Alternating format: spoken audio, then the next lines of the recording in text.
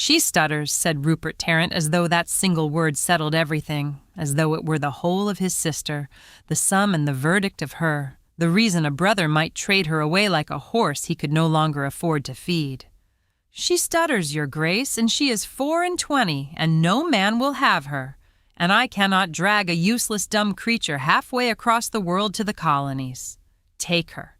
Cancel the debt, give me my passage money, and she is yours, a servant, a companion, a drudge, whatever use you can find for a woman who can scarcely get a sentence out. I wash my hands of her.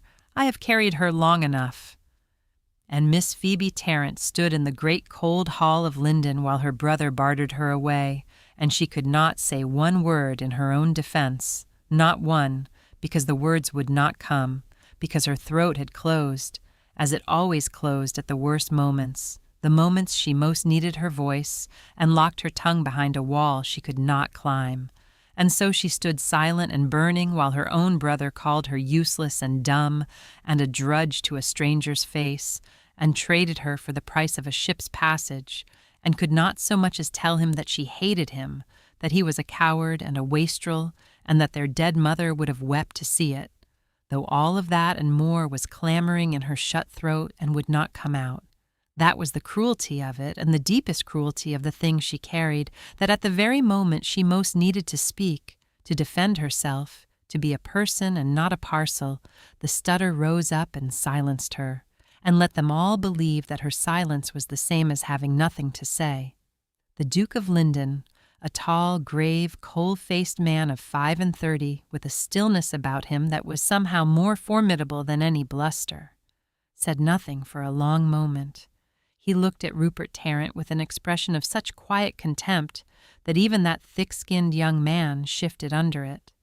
And then he looked at Phoebe, really looked, with gray eyes that seemed to see a great deal, and something moved behind his still face that she could not read. And he said at last, in a voice of cold precision, "Let me be certain I understand you, Mr. Tarrant. You owe me a sum of money you cannot pay. You wish to flee your creditors to the colonies, and in lieu of the debt, and for the price of your passage, you propose to leave your own sister here, in my house, like a pawned watch, and to sail away and never trouble yourself about her again. Have I the whole of it?" "You have it exactly, your grace," said Rupert, brightening, mistaking the cold precision for agreement. "She'll be no trouble. She hardly speaks. You'll scarcely know she's—" "Get out," said the Duke. "Your grace? You have your release from the debt. My man will give you your passage money at the door, and then you will get out of my house and off my land and onto your ship, and you will never come back, and you will never write to her, and you will never trouble her again as long as you live. You have sold your sister for a boat ticket, sir. I find I cannot bear the sight of you a moment longer. The arrangement is made. You have what you came for. Now go, before I change my mind about the manner of your going." And Rupert Tarrant, who had got everything he wanted, and was too small a man to feel the shame of how he had got it, snatched his release and his money and went out of the great hall and out of his sister's life, sailing for the colonies within the week, and is of no further account in this story, save as the man who pawned a woman worth 10,000 of him, and never once looked back to see what became of her. And Phoebe Tarrant was left standing in the great cold hall of a stranger's house, traded and abandoned, owned now by a duke she had never met, with no place in the world and no one to defend her, and a throat shut tight on every word she could not say. And she waited, in the ringing silence after her brother's footsteps faded, to learn what a man does with a woman he has been handed like a pawned watch, and could not, for the life of her, find the voice to ask. The full history of how Rupert Tarrant came to pawn his sister is a sordid little tale of the ordinary kind, and worth the telling only because it shows how cheaply a careless man will sell a precious thing he has never troubled to look at. The Tarrants had been a respectable family of modest means, the father a gentleman of small fortune, the mother a gentlewoman of good sense, and had they been let alone, they might have gone on respectably enough. But the father had died when Rupert was 20 and Phoebe 16, leaving the small fortune in Rupert's hands as the elder and the man, and Rupert Tarrant had proceeded over the next 8 years to do what weak, vain young men with a little money and no character reliably do, which was to waste it. He had gamed and lost, had affected a fashion he could not afford, had borrowed against his expectations until there were no expectations left, had run, in short, through the whole of the family's modest competence, and a great deal more besides, until he stood at 28, ruined, hunted by creditors, with nothing left to him in the world but a mountain of debt, and a stuttering sister he had never valued. Through all of it, Phoebe had kept the house, had economized and contrived, and held things together as long as there was anything to hold, had watched her brother gamble away their security with a helpless dread she could not voice, had pleaded with him, on paper, in long, careful letters slipped under his door, for he would not wait to hear her speak, and had been ignored. For Rupert no more read his sister's letters than he listened to her halting speech, regarding both as the tiresome fussing of a creature beneath his notice. She had seen the ruin coming and been powerless to prevent it, which is a particular torment, to watch disaster approach and have no voice the destroyer will heed. And when the ruin came and the creditors closed in, and Rupert determined to flee to the colonies and begin again where his debts could not follow, he had faced the single practical problem of what to do with Phoebe, for even Rupert Tarrant could not quite simply abandon his sister in the street, though one suspects he considered it. His largest single debt was to the Duke of Lyndon, a gaming debt, lost at a great house the previous season, far beyond Rupert's means to pay, and it was this that gave him his contemptible idea. He would go to the Duke, confess he could not pay, beg release from the debt and the means to emigrate, and offer, in lieu of payment, the only asset he had left, his sister, to be taken into the Duke's household as a servant or companion or whatever use a great man might find for her, in settlement of the debt in exchange for his passage. It solved everything from Rupert's view. It discharged the debt, funded his escape, and rid him of the encumbrance of a stuttering spinster all at once. That he was proposing to trade a human being, his own sister, like a parcel of goods, scarcely troubled him. He had never thought of Phoebe as quite a full person, the stutter having long since reduced her, in his careless mind, to something less, and he made the offer to the Duke with the breezy confidence of a man disposing of a property, and was genuinely surprised by the cold contempt with which it was received. He got his release and his passage money regardless, for the Duke would not have such a man's debt hanging between himself and the woman he was left with, and he sailed away within the week, having sold the finest person he would ever be related to for the price of a berth on an emigrant ship, and feeling, one fears, nothing but relief. He does not deserve another word, and shall not have one, save to note that the sister he reckoned worth a boat ticket became a duchess and a power in the land, and that he never understood, to the end of his small days, that he had thrown away a treasure, for he had never once in his life troubled to wait long enough to discover what she was. To understand what it meant to Phoebe Tarrant to stand silent while her brother sold her, you must understand first what her silence was made of, and how a woman comes to be so wholly at the mercy of others that her own brother may trade her for a passage and meet no resistance at all. And for that you must go back to the beginning, to a little girl who could not say her own name.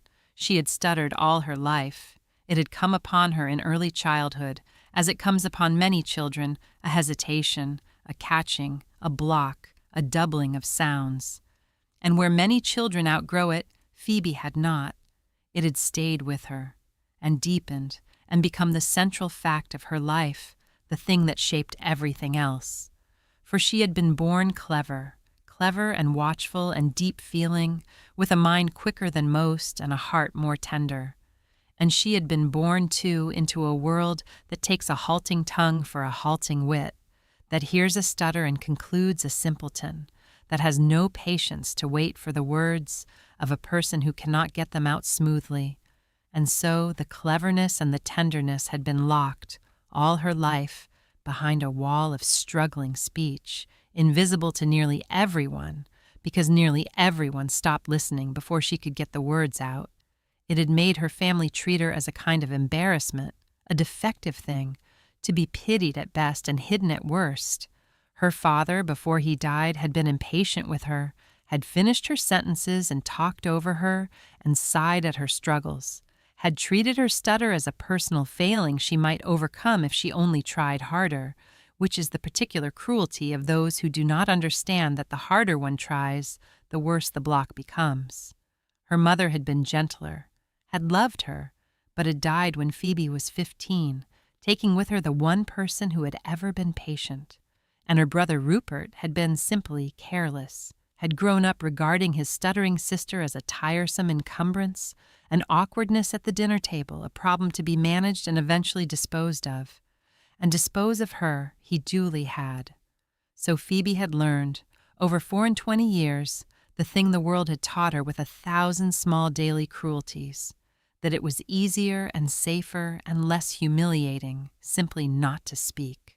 She had retreated into silence, into watchfulness, into books, into the long, rich inner life of a clever person who keeps her own counsel because her counsel is so painful to give voice to, and she had found in time one place where her stutter could not follow her, one channel through which the locked cleverness and tenderness could pour out freely and whole. She could write. Her pen did not stutter. On paper, the words that fought and blocked and doubled on her tongue flowed out clear and quick and fine. On paper, she was eloquent, witty, deep, entirely herself. On paper, she was the woman the world never met. She filled notebooks. She wrote letters she rarely sent. She carried on in ink the whole conversation with the world that her voice could not manage. But a woman cannot live by her pen alone in such a world, and so the real Phoebe Tarrant, the written one, the clever, tender, deep one, remained a secret, while the world saw only a silent, stuttering spinster of 24, whom her own brother could trade for a boat ticket, and no one would think it strange. It is worth telling, before we go on, of one particular afternoon in Phoebe's childhood, for it shows better than any general account what it was that the world had done to her, and why a kindness as simple as being waited for could undo her so completely when at last it came. She had been perhaps 9 years old. There had been company to dinner, her father's friends, learned men and their wives, and Phoebe, who even then was the cleverest child in any room and knew it, and burned with things to say, had been brought down to be shown to the guests. And one of the gentlemen, meaning no unkindness, had asked her a question, some pleasant, condescending question of the sort one asks a child, and Phoebe had known the answer, had known a wonderful answer, a clever, original answer that would have delighted the whole table, and she had opened her mouth to give it, and the block had come, as it always came when it mattered most, and the word had jammed in her throat and would not move, and she had stood there before the whole table, her face reddening, her clever answer trapped behind a wall of struggling silence, while the seconds stretched out and the guests' polite smiles grew strained and her father's face darkened with embarrassment.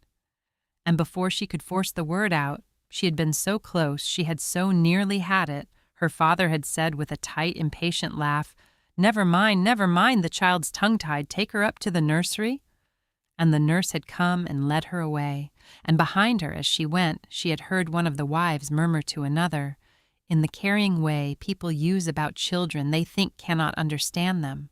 Poor little thing, and they say the wits are slow as well. Such a pity in the doctor's own daughter." She had understood every word. That was the thing none of them ever grasped, that the slow tongue hid no slow wit at all, that the child led weeping up to the nursery had understood the murmured pity perfectly and would remember it for the rest of her life. And she had lain awake that night, 9 years old, and made 2 discoveries that shaped everything after. The first was that her cleverness was worse than useless to her, was a torment even, because it had no way out, that the more she had to say, the more cruelly the silence trapped it, that a clever child who cannot speak is far unhappier than a dull one, for the dull one does not know what is being lost. And the second discovery, the one that saved her, came when she crept from her bed to her little desk and took up her pen, half blind with tears, and tried to write down the clever answer she had not been able to say at dinner, and found that it came. The words flowed from the pen as they would not flow from the tongue, whole, clear, quick, exactly as she had meant them, her trapped cleverness pouring out at last through her fingers onto the page. She had written for an hour, that night, everything she had wanted to say at dinner and a great deal more, and had gone to sleep at last comforted. And from that night the pen became her refuge, and her true voice and the secret channel of her caged self, the one place the block could not follow her. It was a great discovery, and it sustained her through 20 years of silence. But it was, in the end, only a refuge, and not a release. For a refuge is a place one hides, and what Phoebe needed and would not find for 20 more years was not a place to hide her voice, but a person who would wait to hear it. The pen let her speak to herself. It would take a duke on his knee to let her speak, at last, to the world. The Duke of Lyndon, left alone in the hall with the woman his debtor had abandoned, found himself in a position he had not in the least anticipated and did not at all know how to manage. And his first feeling, it must be honestly said, was not tenderness, but a cold annoyance at being saddled with a dependent he had never asked for.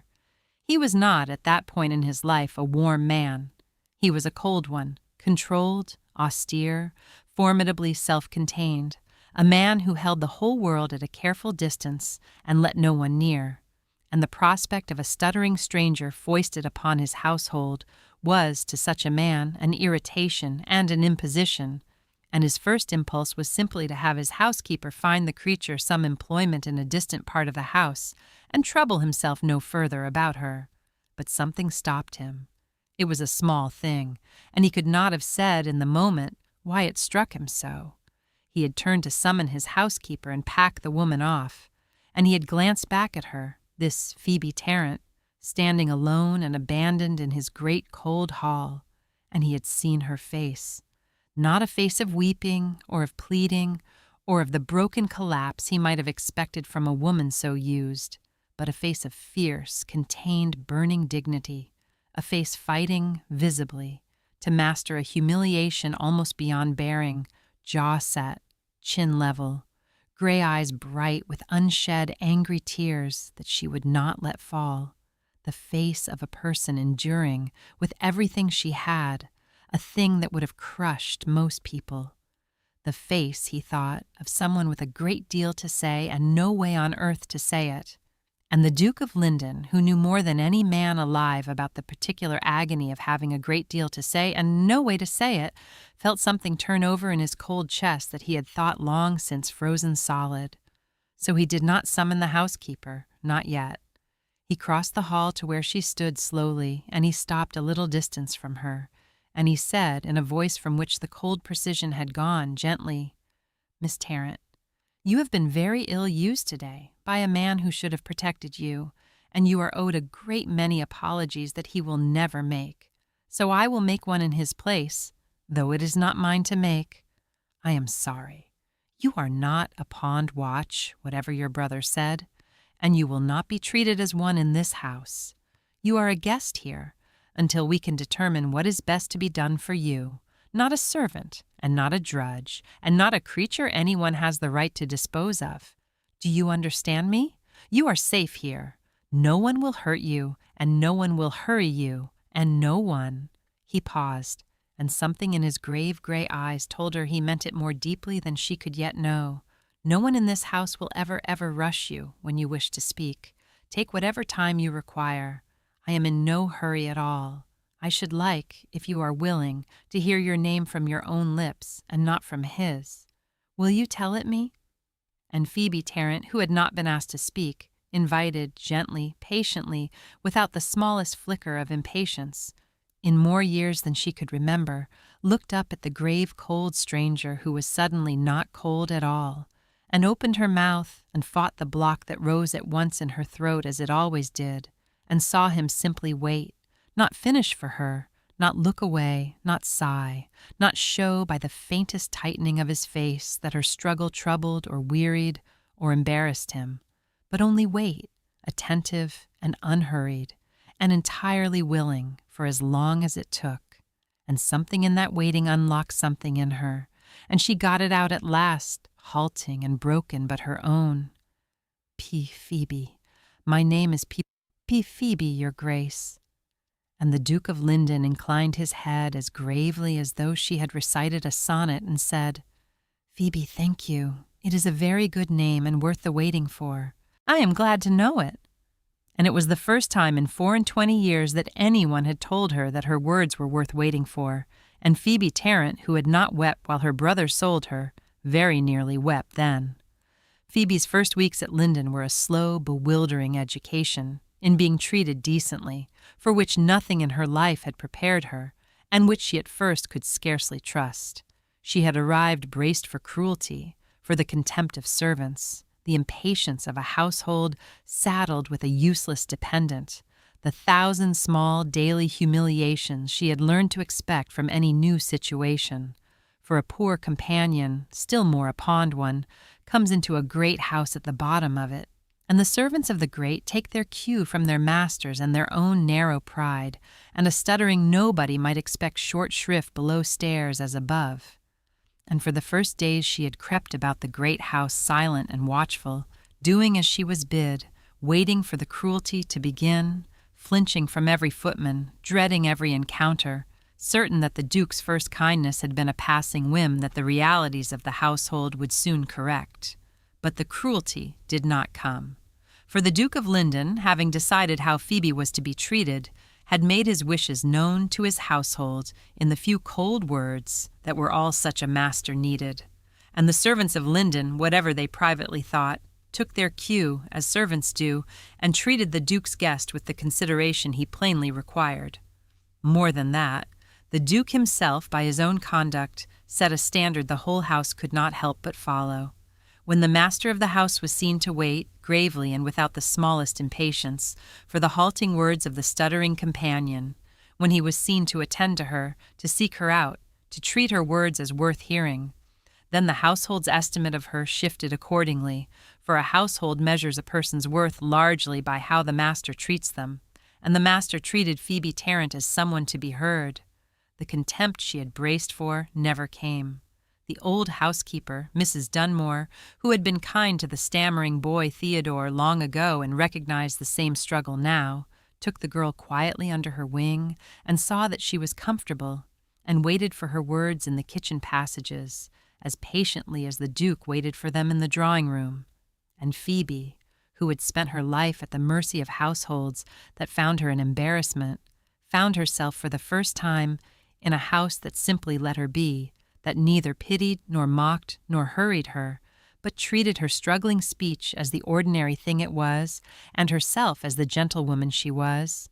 And the relief of it, after 24 years, was so great that she several times had to retreat to her room to recover herself, undone not by cruelty, but by its absence, weeping in the safety of her own chamber for the simple, unfamiliar mercy of being left in peace. It was in those first weeks, more than in any later grand event, that the healing truly began, for a wound made by 1,000 small daily cruelties cannot be undone by one grand kindness, however great, but only by 1,000 small daily mercies, patiently accumulated, until the body learns what the mind has been told, that it is safe now, that the blow is not coming, that this place at last is not like the others.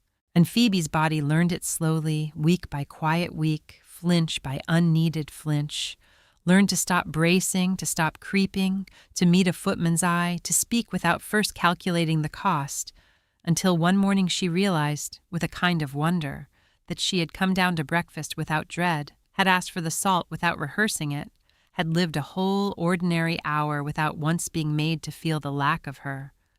And she understood that something in her, frozen for 20 years, had begun, in the patient warmth of that house, very quietly to thaw, and that the thawing had begun, though she did not yet let herself frame it so, with the grave, gray-eyed man who had knelt that first day to hear her say her name. If you are listening by your own fire tonight, the lamp low, the dark drawn close, the day's noise set down at last, then settle in, and let me tell you about a woman whom no one would wait to hear, and the one man who knelt to hear every word. For this is a story about voices, about the words that come easy and mean little, and the words that come hard and mean everything, about what it does to a person to be unheard for a lifetime, and what it does to her to be heard, at last, by someone who understands exactly what her words cost her. I shall tell you before the end where in the world I picture you sitting.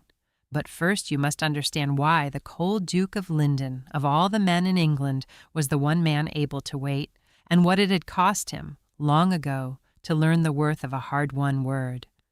For the Duke of Lyndon had a secret, and the secret was this, that he had once been exactly what Phoebe Tarrant was. He had stuttered as a boy, stuttered badly, helplessly, agonizingly from his earliest years, had been, as a small child, so locked and blocked and halting that he could scarcely say his own name, scarcely answer a question, scarcely get through a sentence without the words jamming in his throat like logs in a river.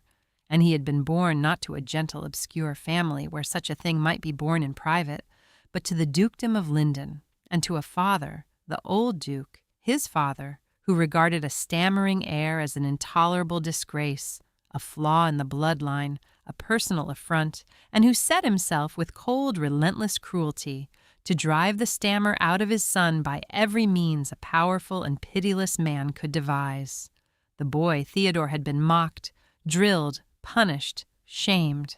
His father had made him recite before company deliberately to expose and correct him, and had stood by with cold contempt while the child blocked and struggled and the guests looked away, had told him, again and again, that a Lyndon who could not speak was no Lyndon at all, that the stammer was weakness and weakness was unforgivable, that he must conquer it or be ashamed of himself every day of his life. There had been a tutor engaged who used methods that were little short of torment.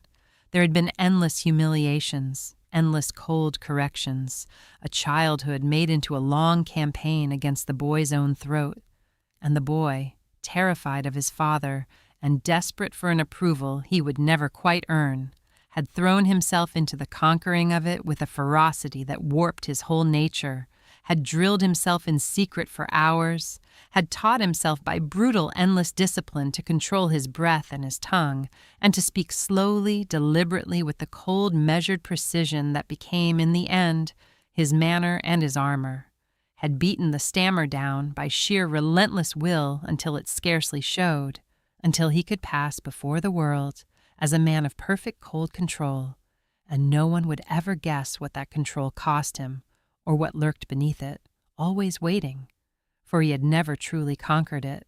One does not. He had only mastered it, had built over the stammer a fortress of discipline and slowness and care that held, so long as he was vigilant, so long as he was calm, so long as he never let his guard down. And beneath the fortress the old enemy still lived and rose in moments of great emotion or exhaustion or fear to remind him that it was only ever caged and never killed.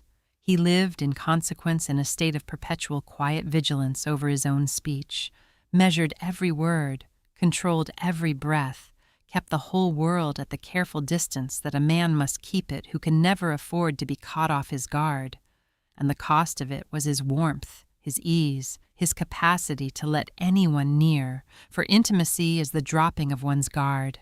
And the Duke of Lyndon had not dared to drop his guard in 30 years. His coldness was not the absence of feeling. It was the iron lid clamped down over a feeling and a fear, too vast and too old to be safely let out. And then a stuttering woman had been pawned into his hall and had stood there fighting for her words with a courage he recognized in his very bones, and the iron lid, for the first time in 30 years, had shifted.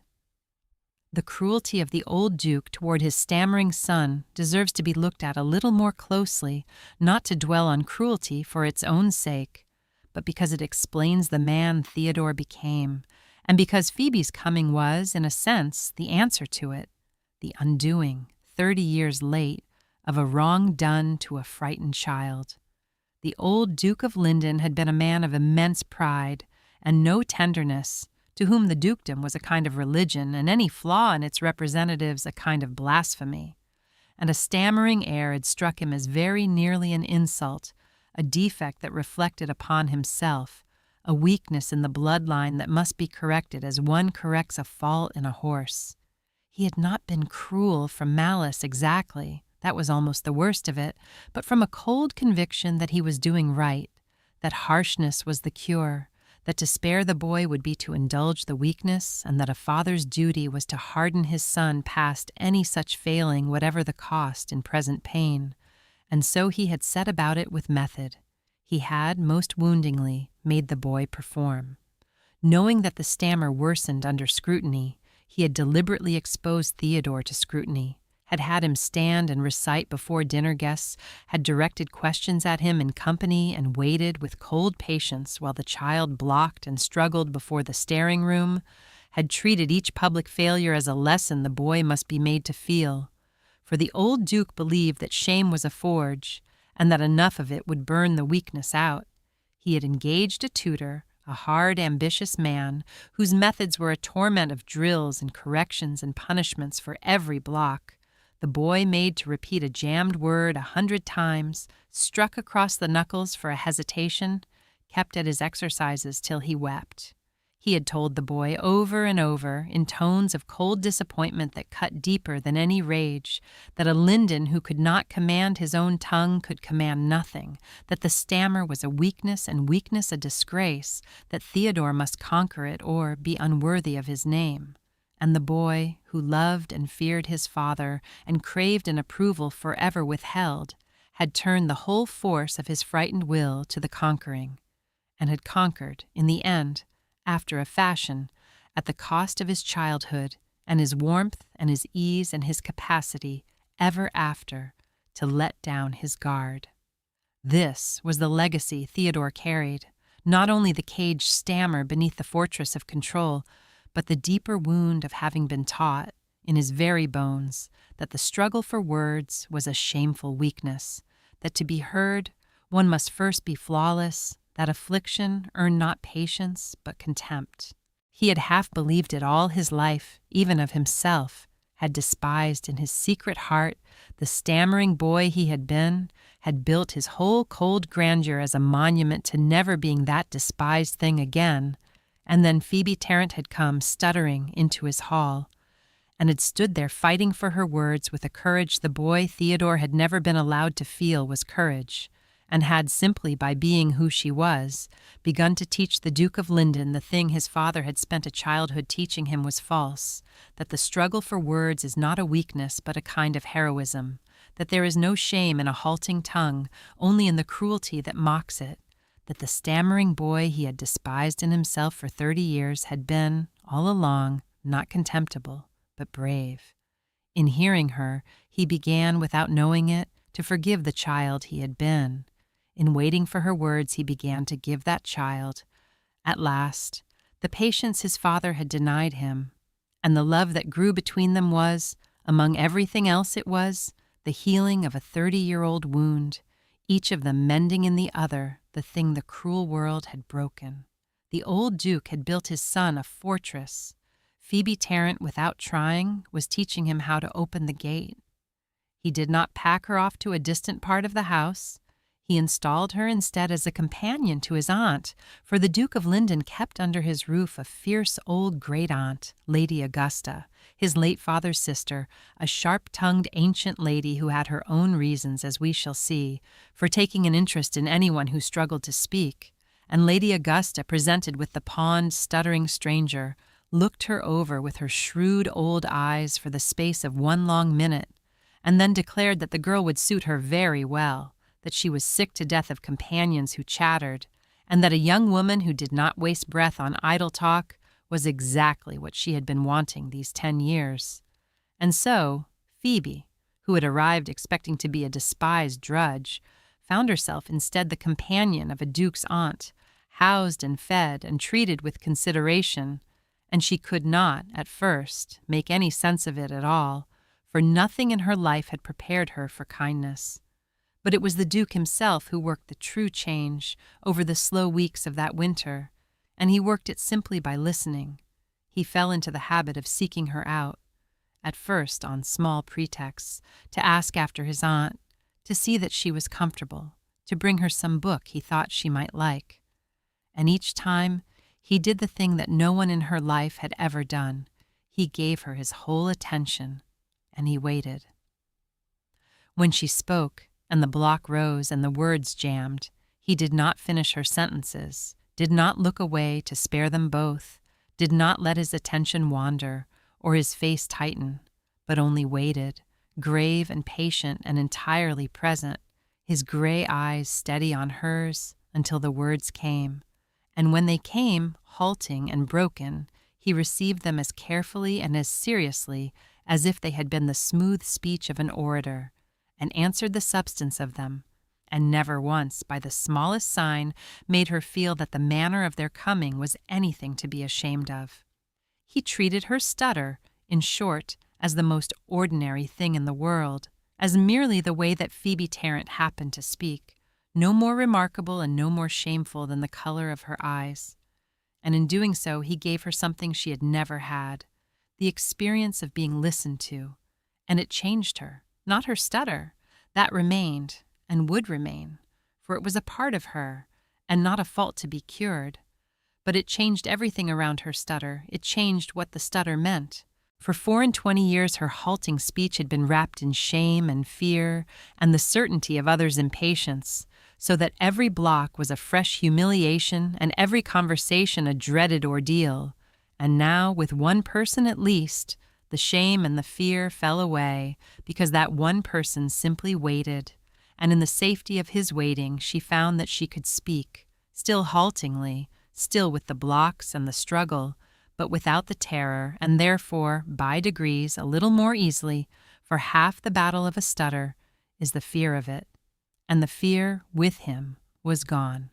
She began to talk to the Duke of Lyndon, really talk, and the Duke of Lyndon discovered, listening, waiting, drawing her out word by patient word, that the silent, stuttering creature his debtor had despised was in possession of one of the finest minds and tenderest hearts he had ever encountered in his life.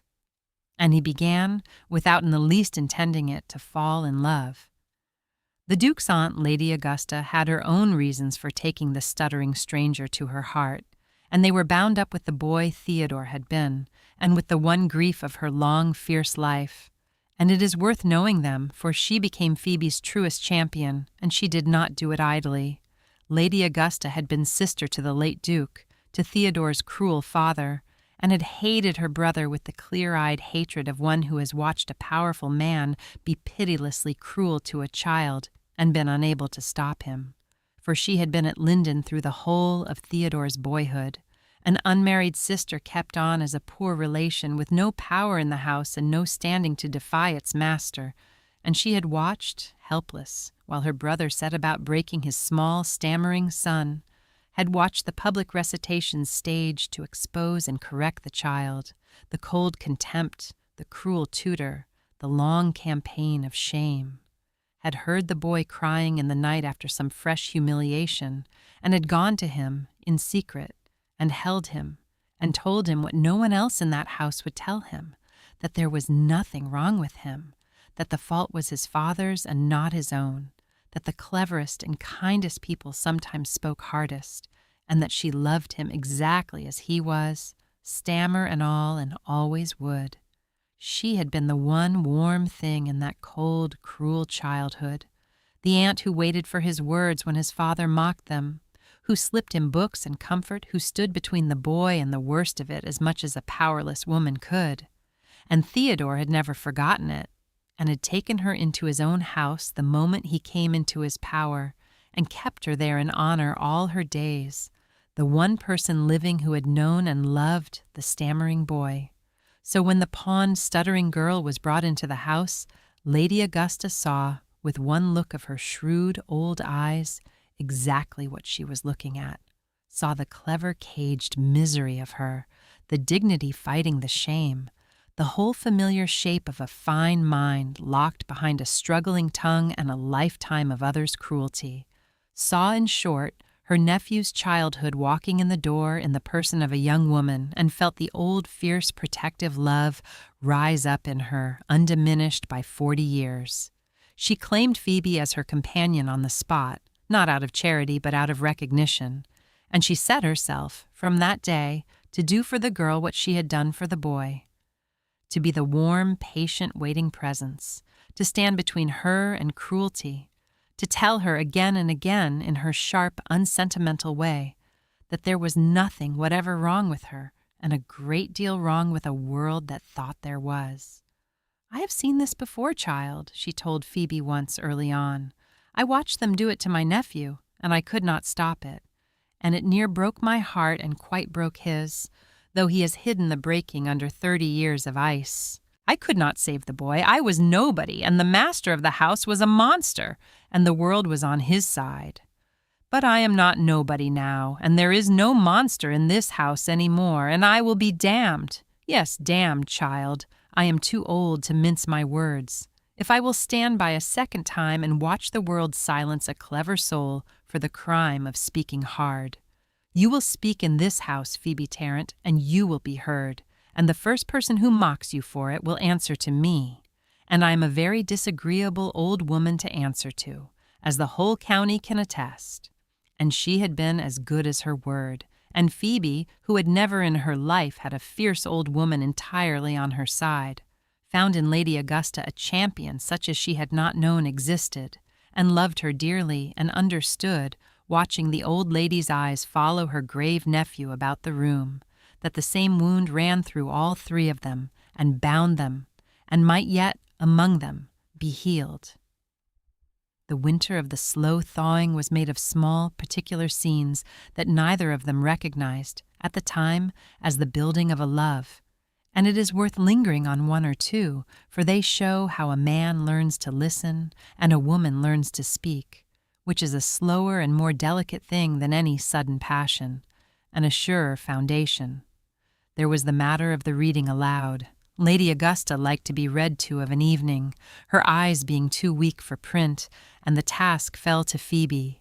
And at first it had been an agony, for reading aloud is hard for a stutterer, the eye running ahead to the dreaded words, the block waiting at every hard consonant. And Phoebe had stumbled and halted and flushed and longed to be excused. But the Duke had taken to sitting in those evenings on the pretext of his own book, and he had done, again, the thing that changed everything, had simply waited and listened and shown by no flicker of his face that her stumbling troubled him. And more than that, he had one evening, when she blocked badly on a passage and stopped in despair, said quietly, "There is no hurry, Miss Tarrant. The words on the page are not going anywhere, and neither am I, and my aunt is asleep in any case. Read it as it comes. I find I attend better when a reader takes her time. One has leisure to think on the words." And he had meant it. And Phoebe, reading on, slow and halting, into the patient quiet of that room, had found the dread draining out of her, and her reading easing, not because the stutter left, but because the fear did. And reading aloud, which had been an ordeal, became, in time, one of the quiet pleasures of her evenings, a thing she did badly and unashamed before the two people in the world who did not mind.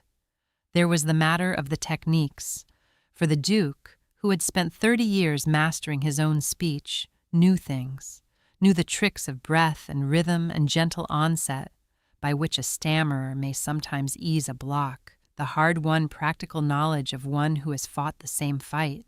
And he offered them to her, not as cures, for he was careful always to say that her speech was not a thing that wanted curing, but as tools, as a fellow soldier shares what he has learned of the enemy's ways.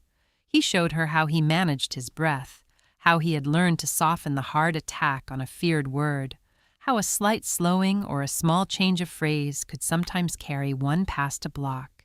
And Phoebe, who had never had anyone to teach her, who had fought her stutter alone and blindly all her life, took these gifts with a hungry gratitude and practiced them, and found that some helped and some did not, and that the having of them, the sense of being not helpless before the block but armed against it, with knowledge come from one who understood, was itself a kind of liberation, quite apart from whether any particular trick worked. He gave her, in short, not a cure, but agency, treated her not as a patient to be fixed, but as a comrade to be equipped. And it was one more way in which the Duke of Lyndon, almost without knowing it, was teaching Phoebe Tarrant the revolutionary lesson that her struggle was not a shame to be hidden, but a thing that might be met, openly, with courage and craft, and the help of those who understood.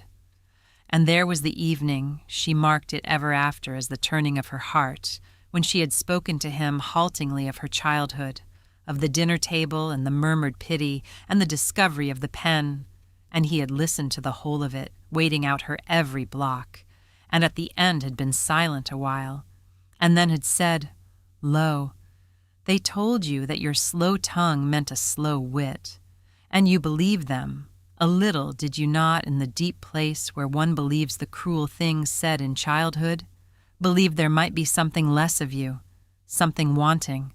And she had nodded, unable to speak, for he had named the secret wound exactly, and he had said, "It is a lie.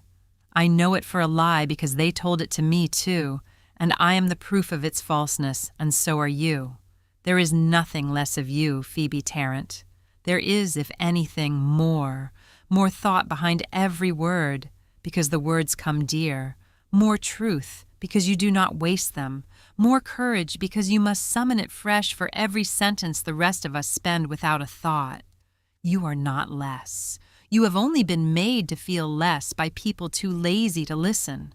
And I will spend—" He had stopped himself then on the edge of a thing neither of them was ready for, and finished only, "I will spend as long as you will let me, undoing it." And Phoebe had gone up to bed that night and known that she loved him, and known it was hopeless, a duke and a pond stuttering nobody, and loved him anyway, with the whole of her caged and opening heart. The thing that bound them past any undoing, though, was not the talking, but the writing. And the night the Duke discovered what Phoebe Tarrant could do with a pen. It happened by accident.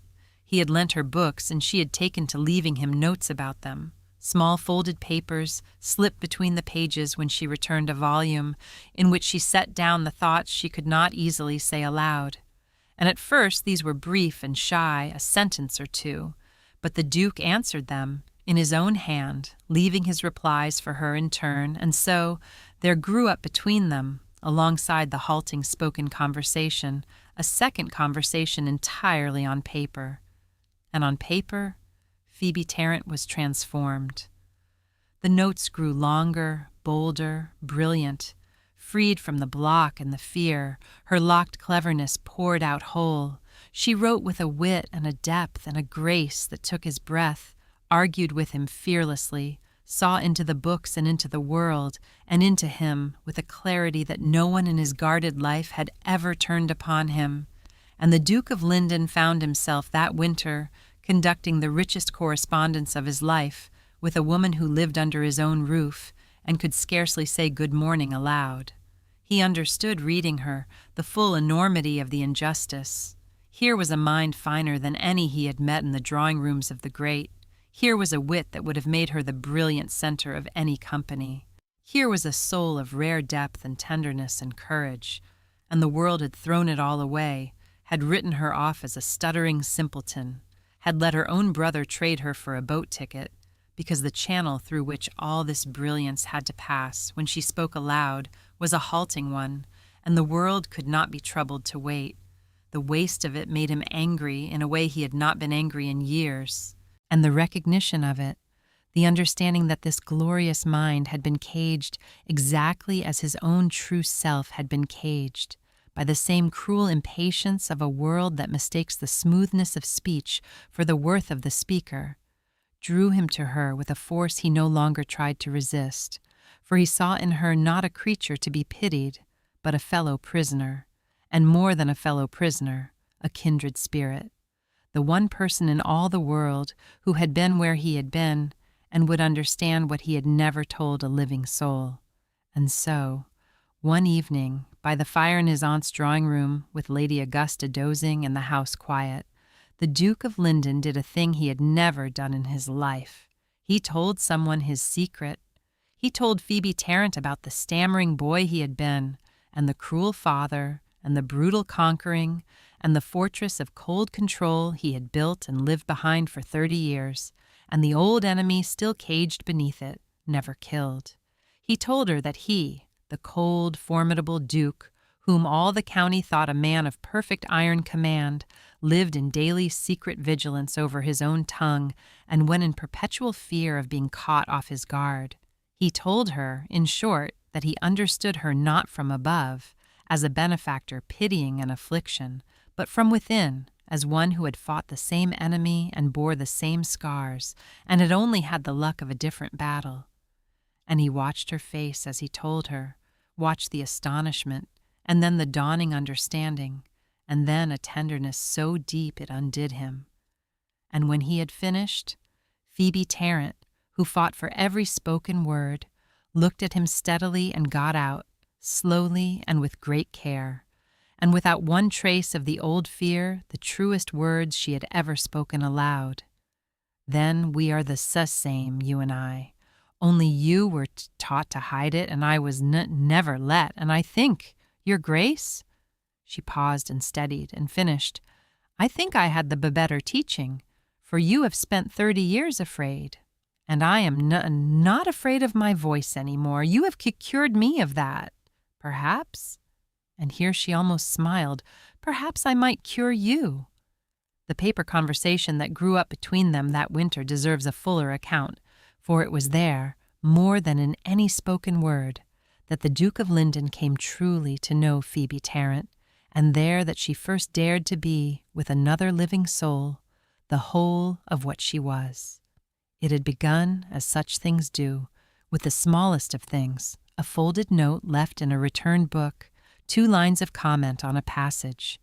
But the Duke had answered, in the margin or on a slip of his own, and Phoebe, finding her shy sentence received and answered and taken seriously, had ventured a longer one, and he a longer reply.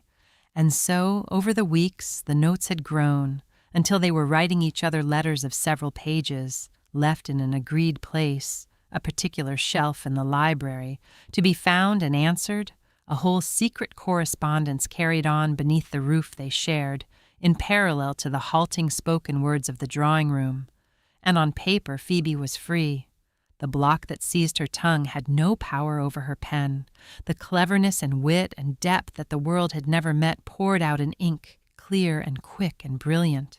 And she wrote to the Duke of Lyndon as she had never been able to speak to anyone, fearlessly, fully, her whole caged self let out upon the page.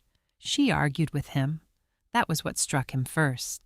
The shy, stuttering creature of the drawing-room became, on paper, a bold and formidable disputant, who took his settled opinions and turned them over and found the flaws in them and told him so without the smallest deference to his rank, who had read widely and thought deeply and had a view of her own on everything, and defended it with a wit that made him laugh aloud, alone, in his study, and reach at once for his pen to answer. She saw things he had missed. She made connections that delighted him. She wrote of books and of people and of the world with an originality that no one in his guarded, fluent life had ever shown him. And she wrote, too, as the correspondence deepened and trust grew, of herself, of the childhood silence, the trapped cleverness, the pen as refuge, the long loneliness of being unheard, wrote of these things with a clarity and a lack of self-pity that moved him more than any complaint could have. Let him see on paper the whole shape of a fine soul long caged, and trusted him with it. And the Duke, reading, answering, lying awake, composing replies in his head, understood that he was falling in love through the post with a woman who lived down the corridor, and understood, too, the strange particular intimacy of it, that he was coming to know her inmost self, her truest voice, before he had heard her speak a dozen unhalting sentences aloud, that the paper had let her give him all at once what her speech could only have offered in fragments over years. There came a letter, late in that winter, that he kept all his life. She had written to him, emboldened by the paper, saying what she could never have said aloud, of what his listening had meant to her, had written, You will never know, your grace, what it is to be waited for, unless you have spent a life being hurried, and you cannot have spent such a life, being a duke whom all the world waits upon. So let me tell you, since I can tell you here what I could not tell you to your face. When you wait for my words, you give me back something that was taken from me before I can remember, the sense that what I have to say is worth the time it costs, that I am worth the time. No one had ever told me I was worth waiting for, until you. They had only ever told me in 1,000 ways to hurry or to hush. And so when you sit and wait and let me find my words, you are not merely being kind. You are undoing, minute by minute, the whole verdict of my life. I do not think you know that. I do not think you can know it who have never been hushed. But I wished you to know it once. And so I have written it where my tongue could never have said it, and you may make of it what you will. And the Duke had read that letter 12 times, and had understood that he was lost, entirely and forever lost, to a woman who could write like that, and had sat down, and after long thought, written back only, "Then I will wait for your words every day of my life, if you will let me. For I find there is nothing I would rather do with my time, and no better use a duke was ever put to. Yours, who is learning at last what his rank is for. L." And it was, though neither yet called it so, the beginning of their betrothal, conducted fittingly in the one language that had never failed her. The Duke of Lyndon knew the precise moment he admitted to himself that he loved her, and he did not welcome the knowledge, for it presented him at once with a problem that all his rank and fortune could not solve, and that troubled his cold, ordered mind through many a sleepless night that winter. The moment came on an ordinary evening. Phoebe had been reading to his aunt, and had grown easy enough in his presence to laugh, a thing she rarely did, for laughter, like speech, had long been bound up with self-consciousness, but something in the book had struck her, and she had looked up and laughed freely, her whole grave, watchful face transformed by it, her eyes bright with a mirth she did not trouble to hide. And the Duke of Lyndon, watching her across the room, had felt his heart turn over so completely that he had had to look down at his own book to hide it, and had sat there, not reading a word, while the truth settled over him like a weight and a light at once, that he loved her, that this stuttering, pawned woman his debtor had abandoned was the dearest creature in the world to him, that he, who had held the whole world at arm's length for 30 years, wanted nothing now so much as to be near her for the rest of his life. It was not a comfortable discovery. It was, in fact, deeply inconvenient, and the Duke, being a methodical man, set himself to examine all the reasons it could not be. For there were reasons, and they were not trivial. He was a duke, one of the first men in England, and she was a gentlewoman of no fortune, of a ruined family, pawned to him by her own brother like a piece of furniture. The disparity was immense, and the world would think him mad, and his marrying her would be a 9 days' wonder of the unkindest sort. He could hear in advance what would be said, that the Duke of Lyndon had lost his wits, had thrown himself away on a stuttering nobody, a charity case, a servant, that he had been entrapped, or had run soft in the head, the cruelty the county would visit on her, the contempt, the whispers. And there was the matter of his own long-guarded solitude, the fortress of 30 years.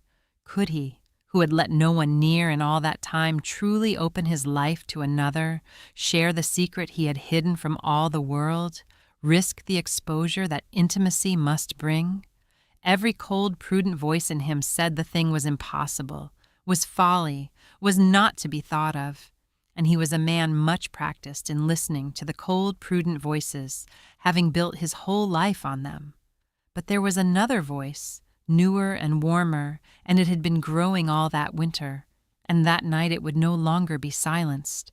And it asked him a simple question that all his prudence could not answer. What exactly was his rank and his fortune and his careful solitude for, if not to let him do, for once in his cold, guarded life, the thing he wanted, and the thing that was right regardless of what the cruel and the fashionable might say? He had spent 30 years being what his father had made him, controlled, correct, armored, alone, forever earning an approval from a dead man who had never given it. Was he to spend the rest of his life so? Was he to let the same cold pride that had killed his warmth as a boy now cost him the one chance of warmth he had been offered as a man? And all to spare himself the whispers of people he despised? Put so, the question answered itself. He found examining his immense reasons against her, that not one of them was about her at all. Every one was about himself, his pride, his fear, his comfort, the world's opinion, and that against the whole cold weight of them stood the simple fact that he loved her, and that she was the finest soul he had ever known, and that a man who let pride and fear talk him out of such a love would deserve to spend the rest of his days as alone as he had spent the first half of them. He did not propose at once. He was not yet brave enough, and the time was not yet ripe, and there was Cassandra's storm still to weather. But he knew from that evening what he wanted and what he meant in the end to do, and the knowing of it, the cold, prudent voices overruled at last by a warmer one, was itself a kind of thaw, the first crack in a 30-year frost, so that when the night of the dinner came, and Phoebe rose to speak, the Duke of Lyndon was already, in his secret heart, entirely hers, and needed only the courage of the moment to go down on his knee before the world and show it. But the world that had despised Phoebe Tarrant was not done with her, and it had a champion of its own cruelty, and her name was Lady Cassandra Ferrers. Lady Cassandra was the daughter of the neighboring Earl of Wexcombe, a celebrated beauty of 27, fashionable and accomplished and cold, who had long since determined that she would be the next Duchess of Lyndon, and who regarded the matter as good as settled, for she was beautiful and well-born, and the two great families had always been expected to unite, and the grave reserved Duke had never given her the smallest encouragement, but had never quite definitively refused her either, and Lady Cassandra had taken his cold civility for the natural reticence of a man who would come round in his own time. She had, in short, considered the Duke of Lyndon her property, in the same way that Phoebe's brother had considered Phoebe his, and Lady Cassandra Ferrers did not give up her property. So when the news reached her, as such news always reaches such women, that the Duke had taken some stuttering nobody into his house, some pawned creature his debtor had abandoned, and that he was showing this creature an attention that had set the whole county's tongues wagging, Lady Cassandra was first incredulous, then contemptuous, then thoroughly alarmed. She came to call at Lyndon on a cold pretext to see this rival for herself, and she found, to her vast relief and vaster scorn, not a beauty, not a schemer, not anything she need fear, but only a quiet, shabby, stuttering spinster of 24 who could scarcely complete a sentence in her presence. For Phoebe, faced with Lady Cassandra's cold, bright, hostile eyes and cutting manner, found all the old terror flooding back and her speech locking tight as it had not locked in weeks. And Lady Cassandra, watching the creature block and struggle and fail to get her words out, was filled with a cruel delight, and concluded that she had nothing whatever to fear, and that the only puzzle was what could possibly have possessed the Duke, and she set herself, with the casual malice of a beautiful, cruel woman who has never been crossed, to put the stuttering interloper firmly and finally in her place. She did it as such women do it, with a smiling public cruelty too well-bred to be openly answered. She took to mimicking Phoebe's stutter, lightly, behind her fan, to the tittering of her circle. She spoke to Phoebe slowly and loudly, as one speaks to an idiot or a foreigner, with an exaggerated patience that was its own mockery. She made a great show of finishing Phoebe's sentences to spare the poor thing, and of explaining in a carrying undertone to anyone present that the creature was quite simple, you know. One must make allowances. The Duke is too kind. And she dropped here and there with delicate poison the matter of Phoebe's origins, that she was no one, a pawn dependent, a stuttering servant the Duke had taken in out of misplaced charity, certainly not anyone he could be supposed to take seriously. The very idea was absurd, and she did hope dear Lyndon would not let his notorious soft-heartedness make him ridiculous before the whole county. It was beautifully done, and it was merciless, and it found, every time, the one place in Phoebe that 24 years had never quite armored. The old shame, the old certainty that she was an embarrassment, a defective thing, a creature to be hidden. And Phoebe, who had begun, under the Duke's patient listening, to believe she might be worth something after all, felt the cruel old voice of the world come flooding back in Lady Cassandra's silvery tones, and felt herself shrinking and blocking and falling silent again. And the Duke, watching it, grew very cold and very still, and began to understand that the world was not going to let him keep this woman without a fight. Lady Cassandra Ferrers had been raised to believe that the world owed her its admiration, and had never in her 27 years encountered anything to shake the belief. And it is worth understanding her, for she was not a stage villain, but a recognizable and common kind of cruelty, the cruelty of the entitled, who have never been told no, and who mistake their own comfort for the natural order of things. She was beautiful, and she knew it, and she had built her whole estimate of herself upon it and upon her birth. She was the daughter of an earl, celebrated through 3 counties, courted and flattered from her cradle, and she had concluded, reasonably enough given the evidence of her life, that she was simply superior, that her beauty and her rank were a kind of merit, that the deference she met everywhere was her due, and that the ordering of the world which placed her near its top was both natural and just. Such a belief does not make a person cruel by itself. Many a fortunate beauty is kind, but Lady Cassandra had added to it a particular hardness, a need not merely to be admired but to be admired above others, a habit of measuring her own height by the lowness of those around her, a relish for the small superiorities of birth and beauty and fashion that required, to be enjoyed, that others be seen to lack them. She did not merely wish to shine, she wished others to be dim, that her shining might show the brighter. And she had a tongue beneath the silvery manners that found and pressed the tender places of the less fortunate with an instinct as sure as it was merciless. She had marked the Duke of Lyndon for her own years before, with the same proprietary confidence she brought to everything. The 2 families' lands marched together. The match had been spoken of since they were children. The Duke was the greatest prize in the county, and she the greatest beauty, and the symmetry of it had seemed to her a kind of destiny. That the Duke himself had never courted her, had been only coldly, distantly civil, she had attributed to his well-known reserve, and had not doubted that he would come to the point in time, for who else was there for him to marry? She had waited in the serene certainty of a woman who has never been refused anything, for the Duke of Lyndon to do the inevitable. And the discovery that he had instead taken up with a stuttering pond, nobody had struck her not merely as a disappointment, but as an affront, an offense against the natural order, a thing very nearly unbelievable, that he should prefer that to her.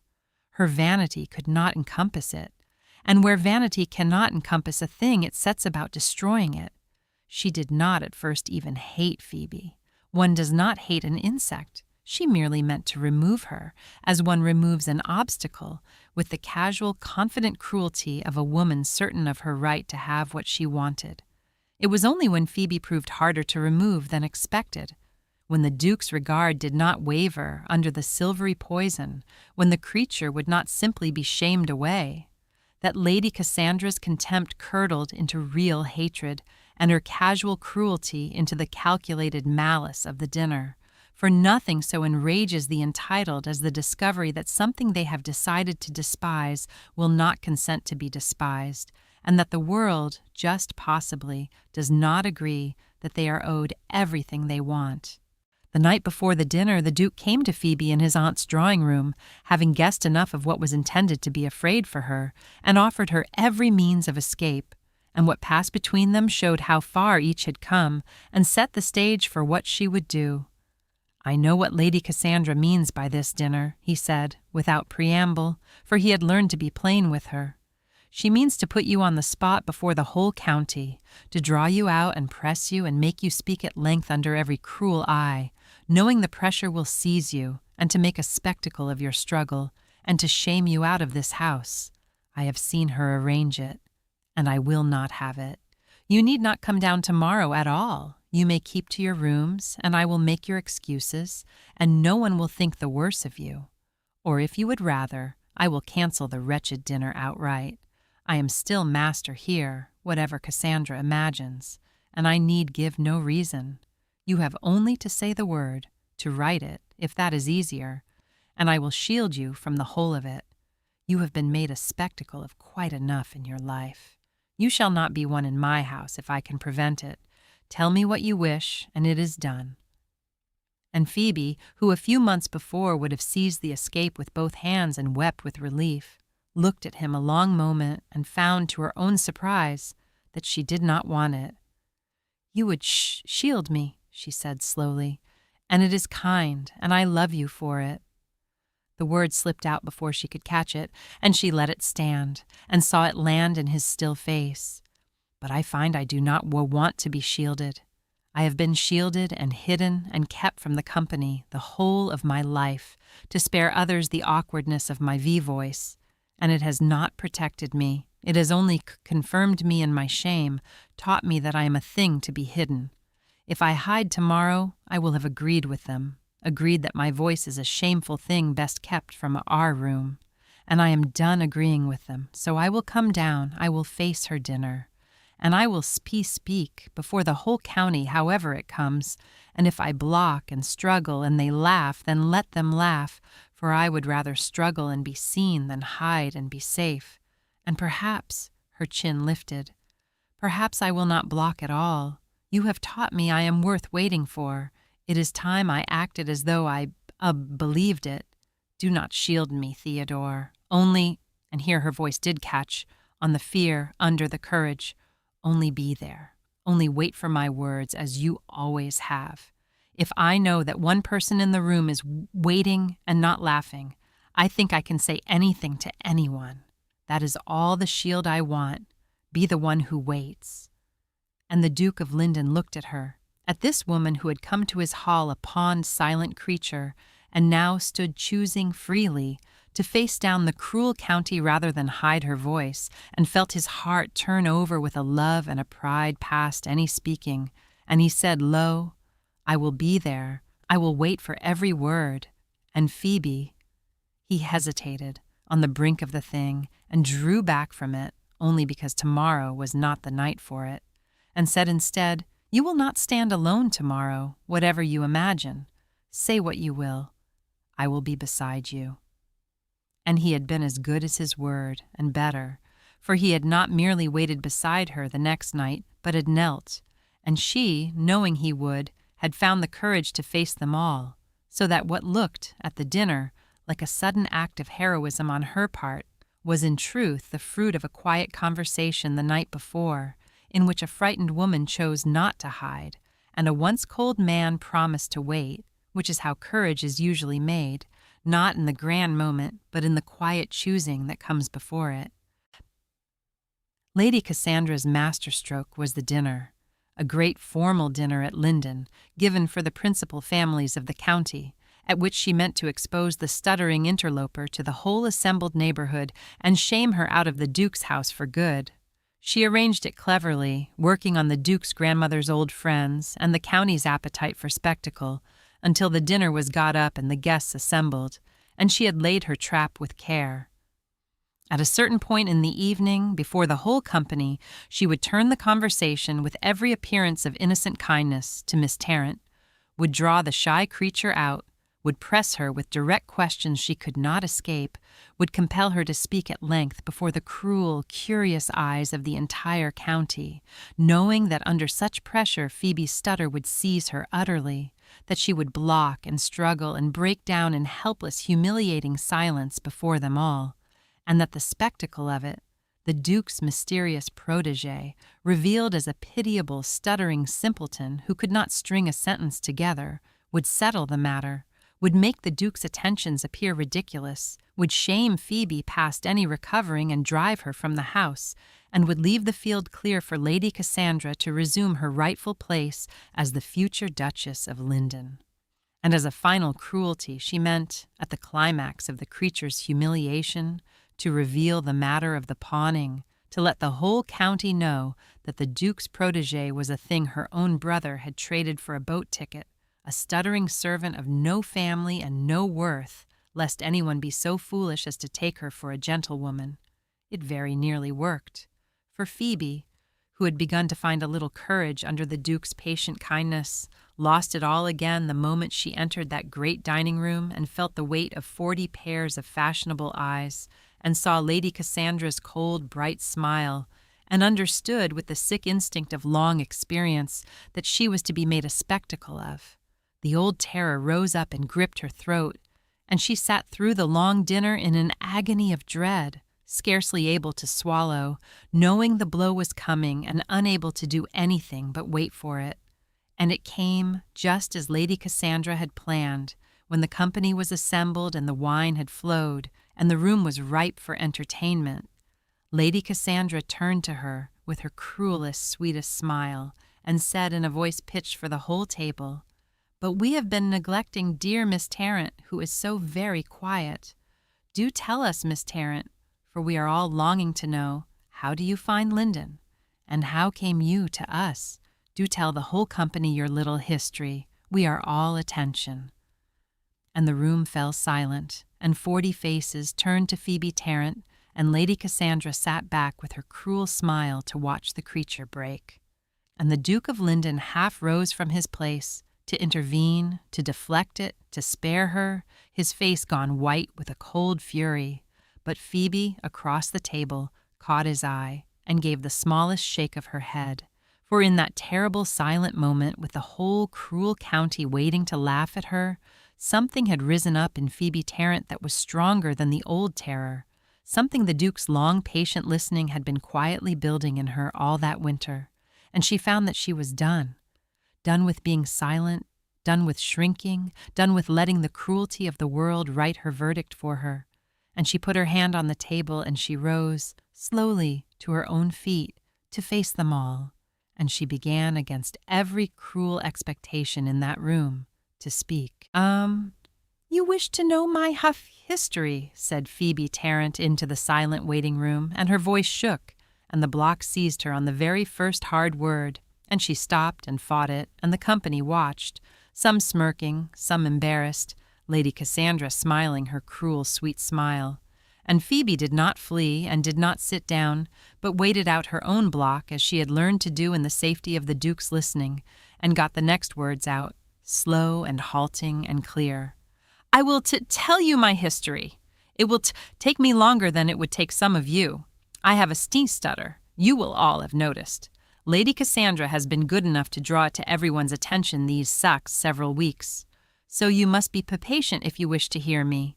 Or you may laugh, as you came to do. That is your choice. But I find that I will speak, whether you laugh or no, for I have been silent the whole of my life, and I have only lately learned that my silence was never mine. It was put upon me by people who would not wait." The room had gone very still. Something in the halting, fierce dignity of her had begun, against the company's every expectation, to command it. "My history is soon told," she went on, fighting for each phrase, refusing to be hurried, her chin level. "I was born clever, into a world that hears a stammer and assumes a fool. My family found me an embarrassment. My brother found me a burden. And some weeks ago, in this very house, my brother sold me to his grace, traded me for the cancelling of his debt and the price of his passage to the colonies, because I stutter and no man would have me, and he was too tired of carrying me. Lady Cassandra meant to tell you all of this tonight to shame me. So I have saved her the trouble and told it myself, for I find it does not shame me at all. The shame is my brother's, who sold his sister. The shame is any persons who would trade or mock or silence another for the way she speaks. It was never mine. I have carried it as mine for 24 years, and I set it down tonight, here, before all of you, and I will not pick it up again." She drew a breath, and her voice, though it still caught and blocked, had steadied into something the whole room now strained to hear. For there is a kind of truth, spoken with great difficulty and great courage, that silences a room more completely than any eloquence. You came tonight to laugh at a saint-stuttering woman. Well, here I saint stand, and here I stutter, and I am not ashamed. I have a V voice. It comes hard. It comes slow. Every word I have said to you tonight has cost me more than the whole of your evening's chatter cost the lot of you together, but every word has been mine and true. And I would rather speak 10 true words that cost me everything than 1,000 smooth empty ones that cost nothing. You have fluent tongues, all of you, and I have heard what you do with them, the mockery, the cruelty, the silver poison behind the fan. I will keep my halting one. It says nothing it does not mean. And if there is anyone in this room who would still laugh at it. And here, her gray eyes went for one steady moment to Lady Cassandra. Then I think the fault is in the listener, and not in the voice, for a voice that struggles to speak the truth is worth more than 1,000 that glide so easily into cruelty. And then the Duke of Lyndon did the thing that the whole county would talk of for years, the thing that turned Lady Cassandra's trap inside out and sealed the matter past any undoing. He rose from his place at the head of the table, and he came down the length of the silent room to where Phoebe Tarrant stood, and there, before the whole assembled county, the cold, formidable Duke of Lyndon went down on one knee at her side, not to propose, not yet, but to listen, and looked up at her and said clearly for the whole room to hear, "Go on, Miss Tarrant. I am listening. I will always be listening. Take all the time in the world. There is no one in this room whose words I would rather wait for than yours." The company sat stunned. A duke on his knee at a stuttering woman's side, declaring before the whole county that her halting words were worth more to him than anyone's in the room. It overturned, in an instant, the entire spectacle Lady Cassandra had arranged, for she had meant to show them a pitiable simpleton to be laughed at, and instead they were shown a woman of fierce courage and rare dignity, with a duke kneeling to hear her, and the only person revealed as small and cruel and contemptible in the whole affair was Lady Cassandra Ferrers herself, sitting white and rigid with her cruel smile frozen on her face, exposed before the very county she had meant to command as the author of a piece of spite that had recoiled upon her utterly. And the Duke, still kneeling, turned his grave face to the company and went on, his cold, controlled voice carrying to every corner. "Since Miss Tarrant has told you her history, I will tell you mine, for it is time and past time, and I find tonight that I am done being ashamed of it, as she is done being ashamed of hers." He paused, and for the first time in 30 years the Duke of Lyndon deliberately let down his guard before company, and when he went on there was, just audibly, the faintest catch in his perfect controlled speech.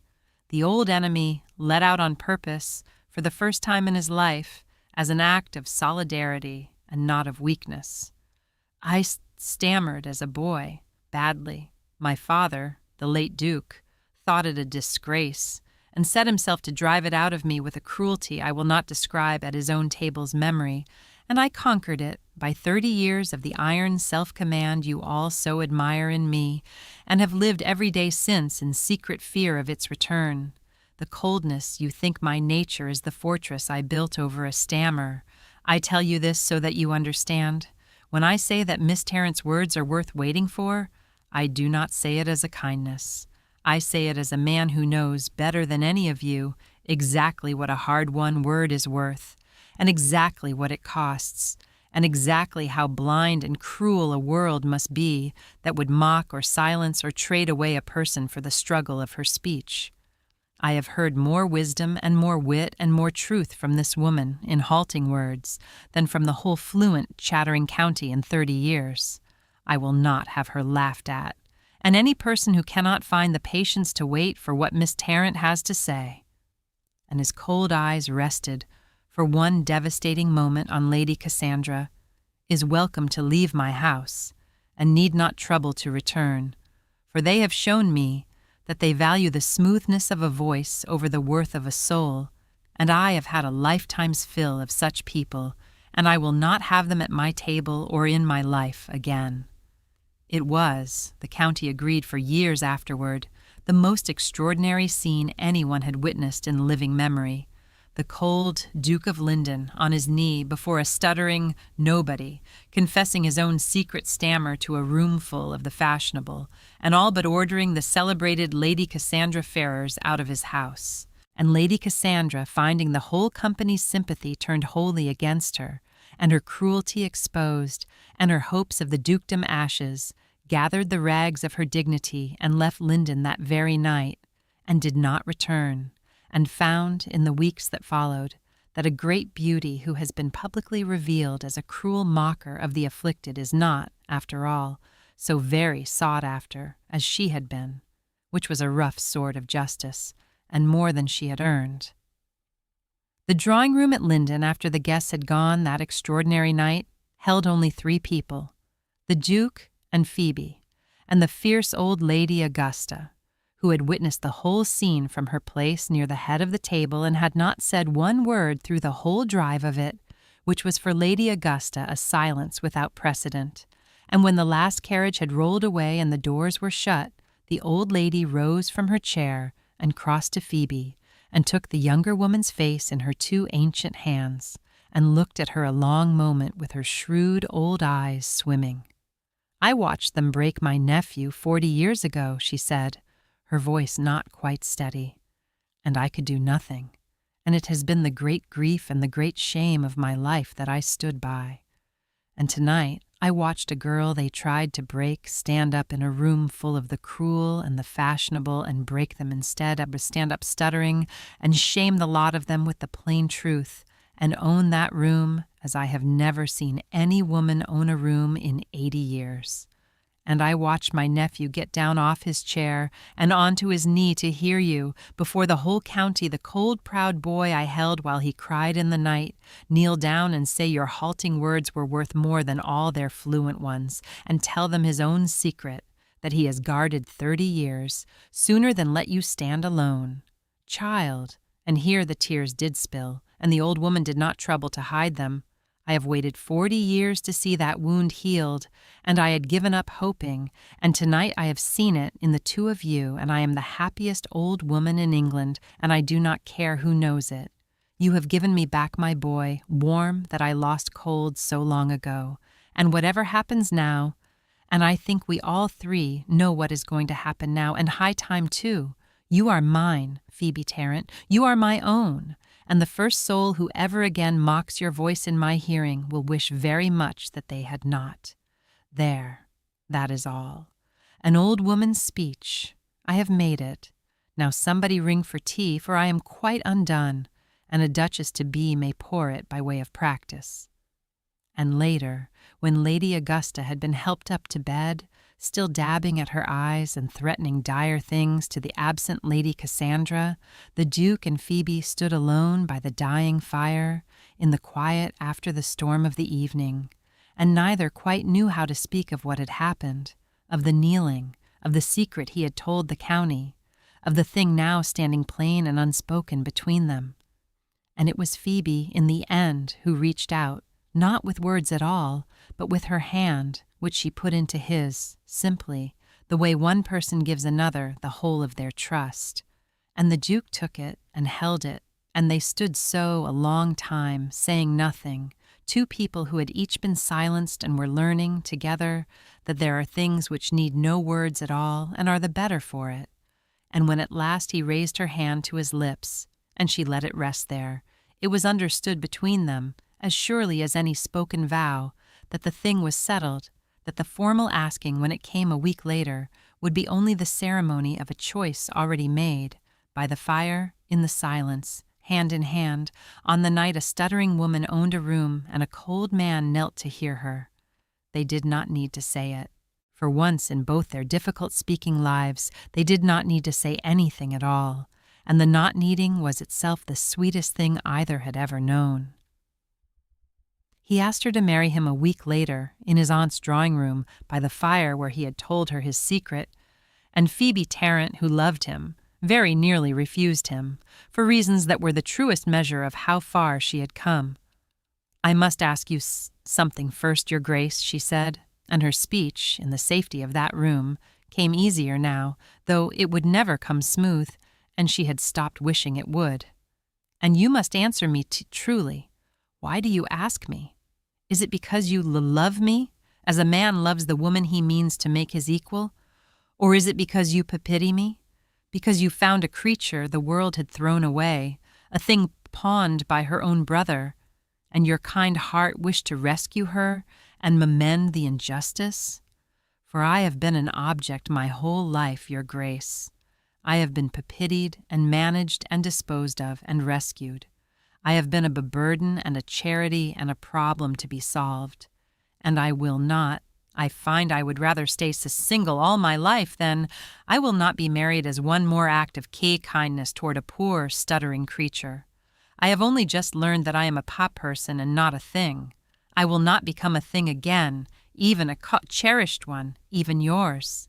So tell me truly, do you love the woman or do you pity the affliction? Because I will marry you for the one, with my whole heart, and I will refuse you for the other, though it break that heart, because I have spent 24 years being someone's object, and I will spend the rest of my life being my own person, with you or without you. Which is it?" And the Duke of Lyndon, who had learned from her the worth of a hard and honest word, did not rush to reassure her. He took the question as gravely as it was asked, and answered it from the bottom of his heart, and there was, again, the faint, deliberate catch in his speech, for he had stopped guarding it with her entirely now. "I do not pity you," he said. "I pity the world that could not hear you. You I do not pity in the least. One does not pity an equal, and you are my equal in every way that signifies, and my superior in several. Hear me, Phoebe. I did not fall in love with an affliction to be mended.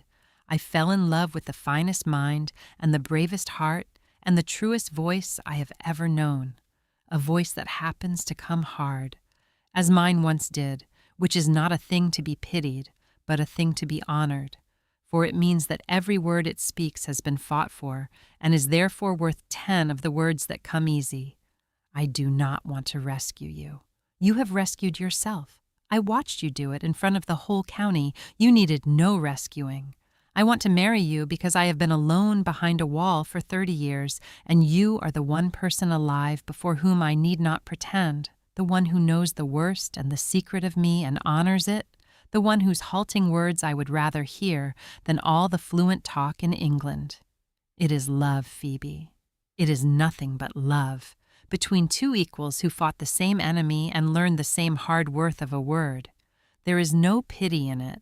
Marry me as my equal, or do not marry me at all, but know that I am asking the woman, and not the affliction, for the affliction I scarcely notice and the woman I cannot live without.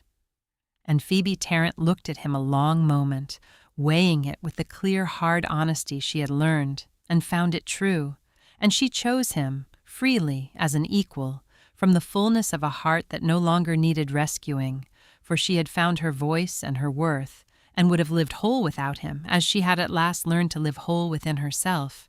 And it was precisely because she did not need him that she could give herself to him, freely, which is the only way a person who knows her own worth ever gives herself to anyone.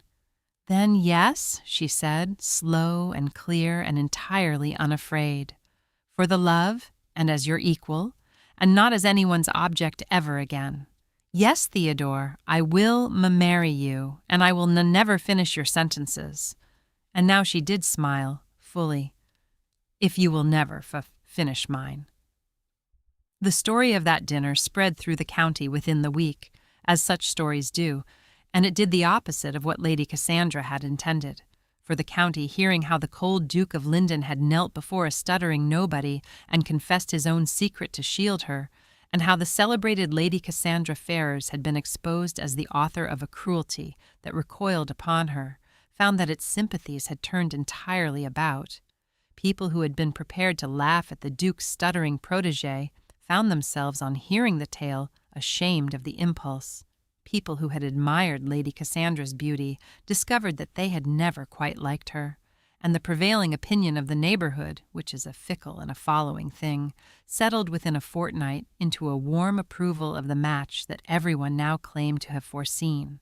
By the time the marriage was announced, the county that would once have sneered was disposed to be delighted, and the future Duchess of Lyndon, who had entered the neighborhood as a pawned object of contempt, found herself, before ever she was wed, an object of a respect that her courage at the dinner had won her far more surely than any fortune or birth could have done. They were married that spring, quietly as both of them wished, with the fierce old Lady Augusta weeping shamelessly in the front pew and pretending it was the draft. And the marriage was, from its first day to its last, a marriage of two equals, who had each spent a lifetime locked behind a wall of struggling speech, and who found in each other the one place where the wall could come down. The Duke settled upon his wife a fortune and an independence entirely her own, not because she asked, for she asked for nothing, but because he understood, better than any man could, exactly why a woman who had been pawned and disposed of and owned would want, all her life, means of her own and a place of her own to stand. And she took it as one equal takes from another the gift of independence, and loved him the better for the understanding behind it. And Phoebe, Duchess of Lyndon, did a thing in the years that followed that astonished the county and delighted her husband. She found a public voice, not a spoken one, for her stutter remained, and she had made her peace with it forever, but a written one. She began to write essays and letters and at last a book, under her own name, wrote, among other things, with a clear, fierce eloquence, about the things she knew, about those whom the world will not wait to hear, the stammerers and the slow of speech and all the clever, silent souls the world mistakes for simpletons because it cannot be troubled to listen. And her words, which had been locked in her throat for 24 years, poured out at last upon the page and into the world, and were read and were heeded and did real good, and made the Duchess of Lyndon a quiet power in the land, a woman who could scarcely say good morning without a block, and who yet through her pen spoke more clearly and to more purpose than half the silver-tongued orators in Parliament. And the Duke, for his part, grew warm. The fortress he had lived behind for 30 years, having once come down for Phoebe, did not go back up. He had let down his guard before the whole county that night and found that the heavens did not fall, that the old enemy, faced openly, lost half its terror. And with his wife, always, and increasingly with the world, he allowed himself the small catches and hesitations he had spent a lifetime hiding, and found that no one of any worth thought the less of him for them, and that the labor of the perpetual vigilance set down at last had been a far heavier burden than he had ever let himself know. They had children in time, and the Duke of Lyndon, who had been a stammering boy shamed and drilled by a cruel father, was, to those children, the most patient listener in England, would crouch down to their level when they struggled for a word and wait and never finish for them, and tell them that words worth saying were worth waiting for, so that the cruelty of one generation was not passed to the next but broken and turned to its opposite in the warm, patient house that two people who had each been silenced built together out of the ruins of their separate shames.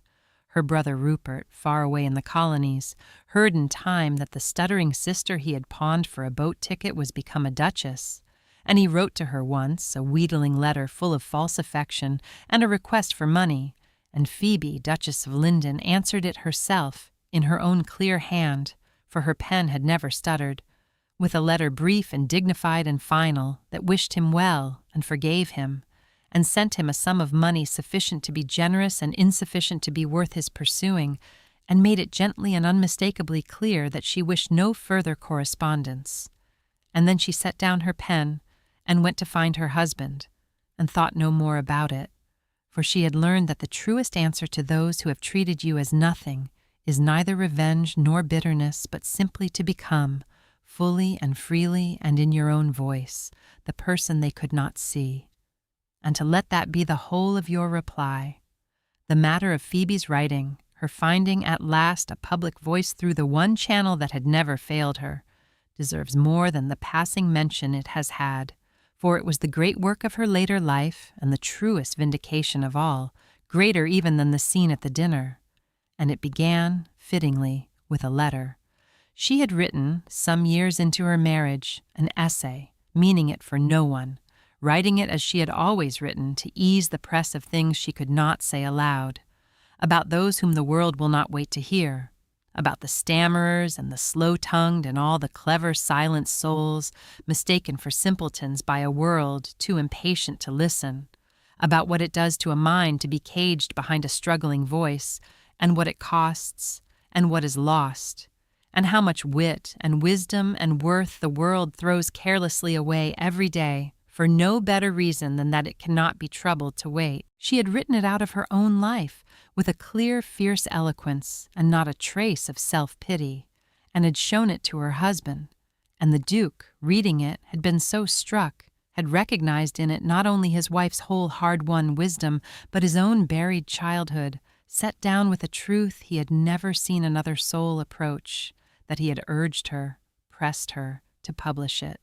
And Phoebe, after long hesitation, for it is no small thing to send one's secret voice out into a mocking world, had consented on the condition that it appear under her own name, Stutter and Duchess and all, for she was done hiding. It had made, when it appeared, a quiet sensation. People who had never thought about the matter at all found themselves thinking. People who had laughed at a stammerer found themselves reading her, ashamed. Physicians and schoolmasters wrote to her. Parents of stuttering children wrote to her, in gratitude and hope. And the Duchess of Lyndon, who could scarcely say good morning aloud without a block, found that through her pen she could speak to thousands and move them and change a little how a careless world regarded the souls it had been used to dismiss. She wrote more essays and letters, and at last a book. She took up the cause of the unheard as her particular work. She founded, with her husband's fortune and her own clear vision, a small establishment where stammering children were taught not by drilling and shame, as Theodore had been taught, but by patience and kindness and the practical craft of managing a block, and above all were taught the one thing that had saved them both, which was that their struggle was no shame and their voices worth waiting for. And the great irony of her life, which she savored to the end, was this, that she, the silenced one, the pawned, stuttering nobody whom no one would wait to hear, came in time to be one of the most listened to women in England, not through the tongue that had failed her, but through the pen that never had, that the voice they had tried to silence proved in the end impossible to silence because it had simply found another road to the world's ear. "They would not wait for my words," she wrote once to a stammering girl who had written to her in despair, "and so I learned to send my words where waiting was not needed. And I tell you, my dear, that the world will hear you yet by one road or another, if your words are worth the hearing. And yours are. I have read your letter. They are. Do not let them persuade you that a voice that comes hard is a voice not worth having. It is the only kind, in my experience, that ever has anything worth saying." It was, perhaps, the truest thing she ever wrote, and she had earned every word of it. There came a day, some years into their marriage, when the wheel came full circle, when it was the Duke who struggled for his words, in a moment that mattered, and Phoebe who waited, and it was, in its quiet way, the most perfect moment of their life together, for it showed that the gift had gone both ways, and that neither of them was the helper, and neither the helped, but both, always, equals. It happened in the House of Lords. The Duke of Lyndon, who had spoken in that chamber for years in his cold, measured, perfectly controlled way, had risen to speak on a matter he cared about deeply, some question of relief for the poor, or of the treatment of the afflicted, a cause his wife had brought him to, and that touched the old wound in him. And because he cared so much, because the feeling rose in him past the reach of his 30 years' control, the old enemy rose with it, there before the assembled peers of England, and the Duke of Lyndon, in the middle of his speech, blocked, stammered, the words jamming in his throat, as they had not jammed in public since he was a boy at his father's table, the whole chamber falling silent and turning to him, the old nightmare made real, exposed before the great men of the land in the very way his father had taught him to dread above all things. And the old terror seized him, for one black moment. The instinct of 30 years screamed at him to sit, to flee, to cover it, to never have begun. But Phoebe was in the gallery above, for she came always to hear him speak, and he looked up in his moment of terror and found her eyes. And she did for him, then, across that great silent chamber, the thing he had done for her at the dinner years before. She gave him the smallest steadying nod, and she did not look away, and her whole face said plainly, "Take your time. I am listening. Your words are worth waiting for. I am not ashamed of you, and you need not be ashamed."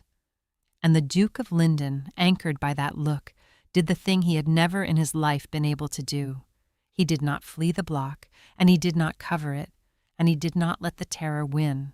He simply waited it out, there before the peers of England, and breathed, and let the jammed word ease, and went on, stammering a little still, unhurried now, unashamed, and finished his speech the better for its halts, because the feeling that had broken his control was the very thing that made the speech true, and the lords, who had been used to his cold perfection, found themselves moved as his perfection had never moved them, by the sight of a great man caring enough to struggle and speaking on past the struggle and meaning every hard-won word. He came up to the gallery to her afterward, shaken and amazed, and Phoebe took his hand and said low, "Now you know. Now you know what you gave me all those times, what it is to block before the world and to look up and find one face that is waiting and not laughing, and to find that it is enough, that one waiting face will carry you through anything." And the Duke said, "I knew it in my head. I did not know it in my body until just now. You have waited for me, Phoebe. After all the times I waited for you, you waited for me, and it held me up exactly as you said it would." And she smiled and said, "That is what we are for, you and I, to wait for each other. Anyone can listen to easy words. It takes someone who knows the cost to wait for the hard ones. We know the cost, so we wait. It is the whole of marriage, I think, when you come down to it, and only mostly people do not know it, having never had to wait for a word in their lives. We are the lucky ones. We were taught." And the Duke, who had spent 30 years thinking his stammer the great curse of his life, understood at last, in the gallery of the House of Lords with his wife's hand in his, that it had brought him the one thing that made his life worth living, for without it he would never have understood her, and never have waited for her, and never have been waited for in turn, and he would not, he found, have traded the curse and its strange long gift for all the fluent ease in England. And there were the children, for they had children, in the fullness of time. And it was in the raising of them that the last and deepest healing was done, the cruelty of the old Duke's generation broken at the root and turned to its opposite in the next. For the Duke of Lyndon had been raised by a father who heard a child stammer as a disgrace to be drilled out with shame, and he had carried all his life the secret dread that he might prove such a father himself, that the cruelty done to him might pass through him to his own, as cruelty so often passes down the generations, each wounded child growing into a wounding parent. He had confided this fear to Phoebe before their first child came, the fear that he did not know how to be a warm father, having never had one, that the only fathering he had ever known was the cold and cruel kind, that he might, for all his resolve, fall into the old patterns, the impatience, the shame. And Phoebe had told him gently that the very fact of the fear was its own answer, that a man who dreads above all things to be cruel to his child is in no danger of being his father, for his father had dreaded nothing of the kind, had been serenely certain he was doing right, and that between them, the two of them who knew exactly what cruelty cost, would raise children who never knew it at all. And so they had. When their eldest, a small grave boy, began to show, at 3 and 4 years old, the first hesitations of a stammer, for it ran in the blood, and they had half expected it and dreaded it and prepared for it, There was in that house none of the shame and drilling and cold correction that had blighted the Duke's own childhood. There was, instead, patience. The Duke of Lyndon, who had been mocked before company by his own father to expose his stammer, knelt down to his small, stammering son's level, exactly as he had once knelt to hear Phoebe at the dinner, and waited for the child's words, and never finished them, and never sighed, and told him, again and again, until the boy believed it in his bones as his father never had, that there was nothing whatever wrong with him, that his words were worth waiting for, that the cleverest people sometimes spoke hardest, and that he was loved exactly as he was. And Phoebe taught the boy her hard-won craft, the breath and the rhythm and the gentle onset, not as a cure for a shameful thing, but as a useful skill for managing an ordinary one, the way one might teach a left-handed child to write. And they surrounded him, and all their children, with so complete a patience and so total a lack of shame, that the boy grew up, stammer easing or not, it scarcely mattered, entirely without the wound that both his parents carried, secure in his own worth, unafraid of his own voice, knowing himself heard. It was the thing Phoebe was proudest of, in the end, prouder than of her books, prouder than of the dukedom, prouder than of the famous night she owned the room, for she had taken the long chain of cruelty that stretched back through the old Duke and through her own careless family, the chain that hears a struggling voice and answers it with shame. And she had broken it, had made of her own house a place where a child who spoke hard was met with patience instead of contempt, with waiting instead of mockery, with love instead of the cold verdict that had been passed on her at 9 years old at a dinner table and on her husband at his father's knee. The wound stopped with them. It went no further down. And a stammering boy grew up in that warm, patient house knowing, as neither of his parents had been allowed to know, that his voice was his own and worth the hearing, and that, Phoebe thought, watching her grave husband kneel patiently to hear their grave small son, was worth more than all the rest of it together, was the whole point of everything they had suffered, redeemed at last, and handed on, mended, to a child who would never have to learn the hard way what his parents had learned, because his parents had learned it for him and had paid the whole price so that he might simply, freely, from the first, be heard.